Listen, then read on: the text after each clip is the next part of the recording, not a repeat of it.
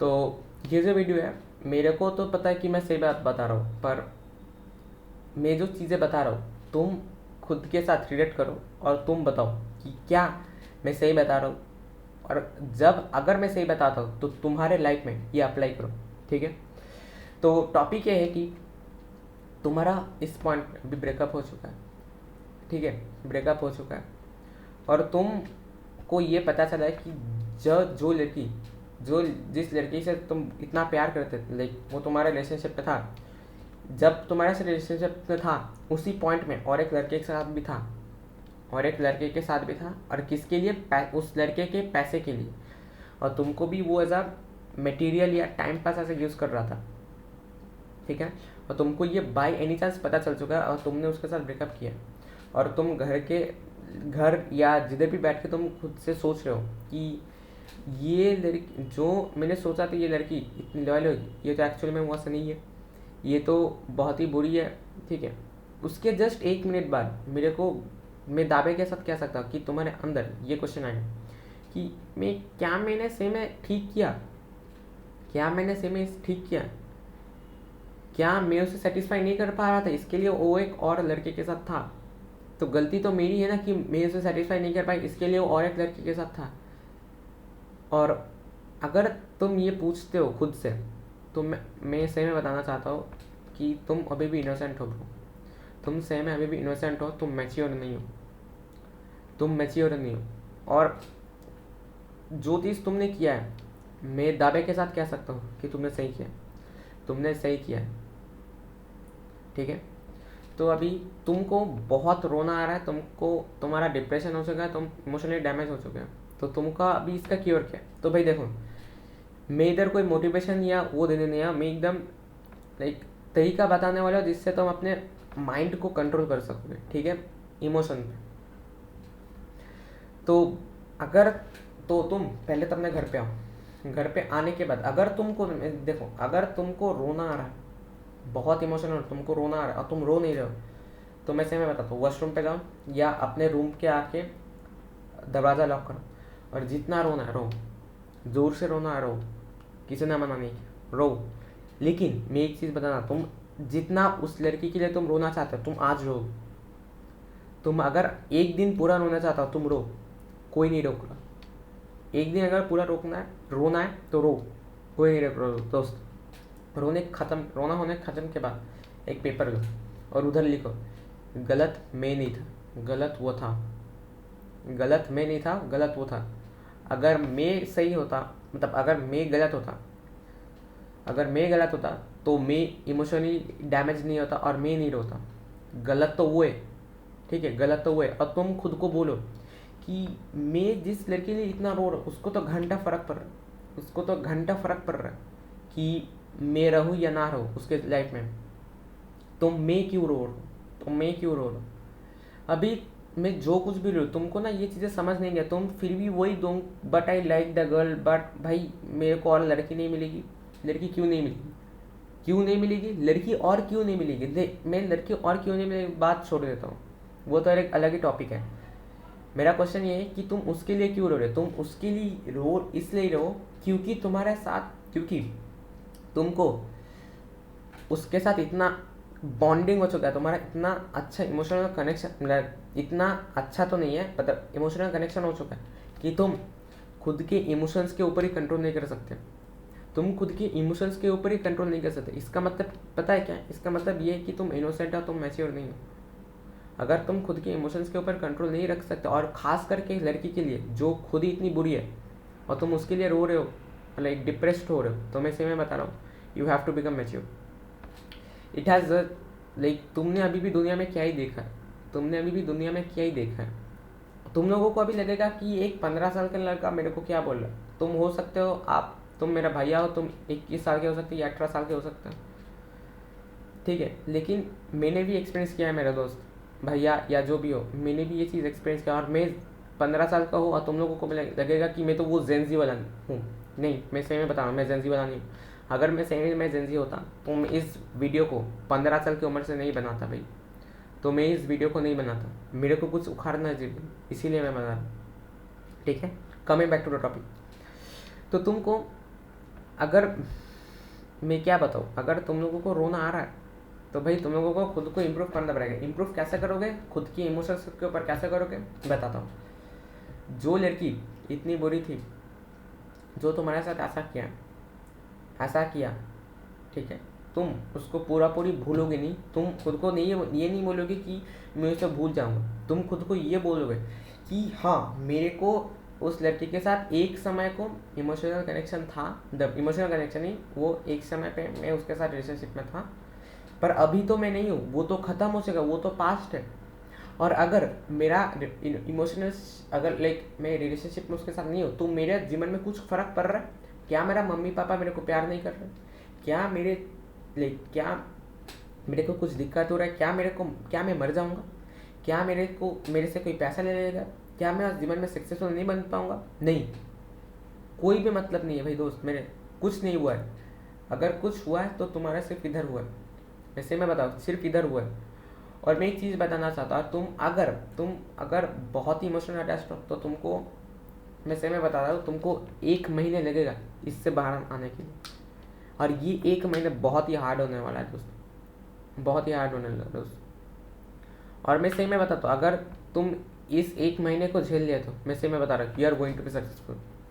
तुमको कोई नहीं रोक पाएगा। तुम खुद के इमोशंस के ऊपर कंट्रोल पा चुके होंगे, और तुम किसी को भी इतने जल्दी से ट्रस्ट नहीं करोगे। और मैं ओके भाई, अगर तुम किसी को ट्रस्ट नहीं कर सकते, इट्स टोटली ओके। क्योंकि भाई अगर तुम जिसके साथ इतना प्यार करते तुम उसको ही लाइक, वही तुम्हारा ट्रस्ट टूट सकता, तो और कोई क्यों नहीं टूट सकता, और कोई क्यों नहीं तोड़ सकता, ठीक है। तो मैं इसी पॉइंट में बोल रहा हूँ कि, तो मैं इसी पॉइंट में मैं बोलना चाहता हूँ कि अगर ऐसा कुछ हुआ है तो खुद के ऊपर कंट्रोल करो, और तुम बोलो कि नहीं, मेरा मम्मी पापा ने एक मर्द को जन्म दिया, मैं एक लड़की के पीछे नहीं रहूँगा। मैं एक मिडिल क्लास फैमिली से बिलोंग करता हूँ, मेरे को कुछ उखाड़ना है जीवन में। तुम उसके ऊपर फोकस करो मेरा दोस्त। तुम्हारा मम्मी का बात छोड़ो, पापा मेहनत करके काम कर रहा है, मेहनत करके काम कर रहा है। पापा को पसंद नहीं है काम करना, लेकिन वो फिर भी कर रहा है। क्यों? क्योंकि वो खुद के ड्रीम्स को फुलफिल ना करके तुम्हारा ड्रीम्स के ऊपर काम कर रहा है, तुम्हारे ड्रीम्स के ऊपर काम कर रहा है, ठीक है। और तुमको कुछ जीवन में करना है। और अगर मैं सही में बोलूँ, जो भी चीज़ तुम्हारा पापा इन्वेस्टमेंट कर रहा है पढ़ाई में, 99% वो किसी काम का नहीं आएगा। 99% किसी काम का नहीं है। इसका मतलब क्या है? तुमको पढ़ाई के अलावा भी किसी और चीज़ में फोकस करना पड़ेगा।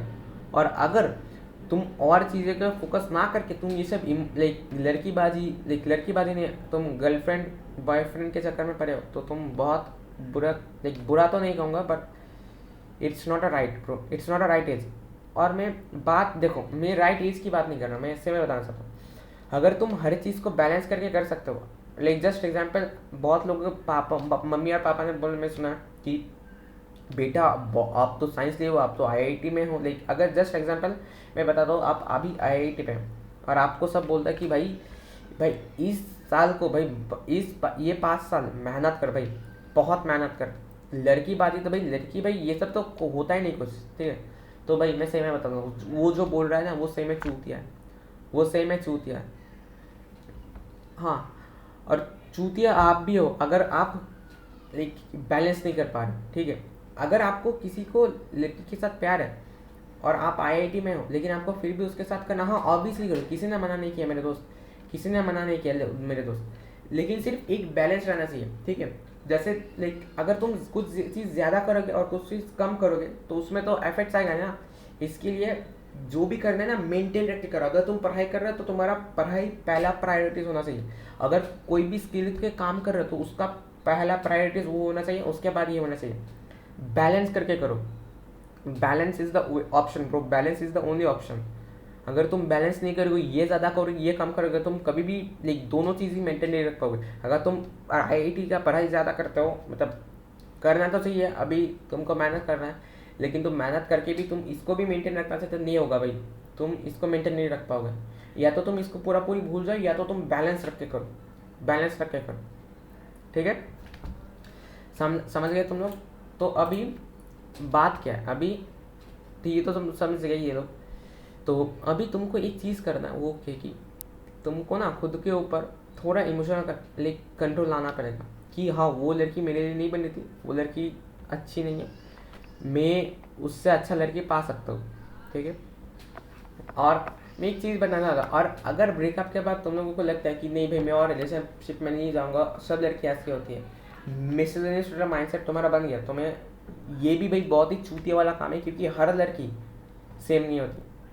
मैंने पहले ही वीडियो में बोला था कि पहले नहीं बोला था शायद से, कि अगर एक लड़की बहुत अच्छी है तो बहुत अच्छी होगी, और अगर एक लड़की बहुत बुरी है तो बहुत बुरी होगी। There is no option in being middle, मतलब मिडिल में रहने का कोई ऑप्शन है ही नहीं, मतलब मिडिल में कोई रह ही नहीं सकता। अगर वो मिडिल में है तो वो बहुत बुरी होगी, और अगर मिडिल ऊपर है तो बहुत अच्छी होगी, ठीक है। There is no option in अच्छी भी नहीं है बुरी भी नहीं है, ठीक है। तो अभी बात यह है कि अगर तुम लोगों को ये चीज़ करना है तो ऑब्वियसली करो, कोई मना नहीं किया। अगर तुम ये सब प्यार करोगे ना, तुमको मैं सही में बताता हूँ, जब तुम्हारा मैरिज लाइफ होगा, जब तुम किसी के साथ सही में तुम्हारा मैरिज लाइफ होगा, तब तुमको एक्चुअली में बहुत हेल्प करना पड़ेगा, क्योंकि एक्चुअली ये चीज़ हेल्प करेगा, क्योंकि तुम दूसरों को जिसके साथ तुम मैरिज करने वाले हो, तुम उसको और अच्छे से समझ पाओगे, ठीक है, और अच्छे से समझ पाओगे, और लड़कियों को तुम अच्छे से समझ पाओगे, जिससे तुमको ना एक कनेक्शन बिल्ड होगा कि हाँ भाई मैं कर सकता हूँ, और ठीक है मैं इस लड़के के साथ रह सकता हूँ, मेरे पास ये जो प्रायोरिटी, इसका प्रायोरिटी और मेरा प्रायोरिटी भी सेम है, और मैं इसके साथ रह सकता हूँ ये। और मैं एक चीज़ बताना पहले से ही ना, ये वाला माइंडसेट मत बनाओ कि भाई वो बहुत अच्छी है ये बहुत बुरी है, ऐसा ना ऑब्जेक्टिव माइंड मत करो, एकदम ऐसा रहो हाँ भाई मेरे को नहीं पता वो कैसी है, मैं जब रिलेशनशिप में जाऊँगा वो मेरा ट्रस्ट तोड़ भी सकती है या नहीं भी तोड़ सकती है, ये वाला माइंडसेट रखना पड़ेगा। ऐसा नहीं कि भाई वो तोड़ ही नहीं सकती भाई, और ऐसा भी नहीं कि भाई वो तोड़ेगा ही तोड़ेगा, ठीक है, ऐसा माइंडसेट कभी भी नहीं रखना चाहिए।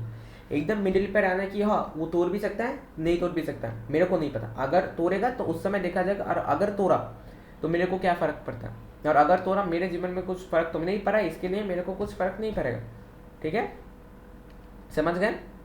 और मैं क्लास में और एक पॉइंट बताना था, देखो अगर तुम लोगों को लगता है कि मैंने प्यार नहीं किया, तो दोस्त मैंने भी प्यार किया है, और मैं बोला जेंजी वाला का प्यार की बात नहीं कर रहा, मैंने सही में प्यार किया है, मैंने सही में एक लड़की के साथ प्यार किया था, और मेरे को लगता नहीं मैंने जैसा प्यार किया है, और तुम लोगों ने बहुत सुना होगा कि ये सब लोग बोलते, लेकिन मैं सही में अंदर से बोल रहा हूँ कि मेरे जैसा कोई भी लड़का मतलब 15 साल की एज में करता होगा, मेरे को लगता नहीं, हो भी सकता है, पर मैं सिर्फ ये करना कर रहा हूँ। और मैं भी से मैं बता रहा हूँ, मैं इतना इमोशनली हर्ट हो चुका था ना कि मेरा मम्मी पापा को पता चल चुका था।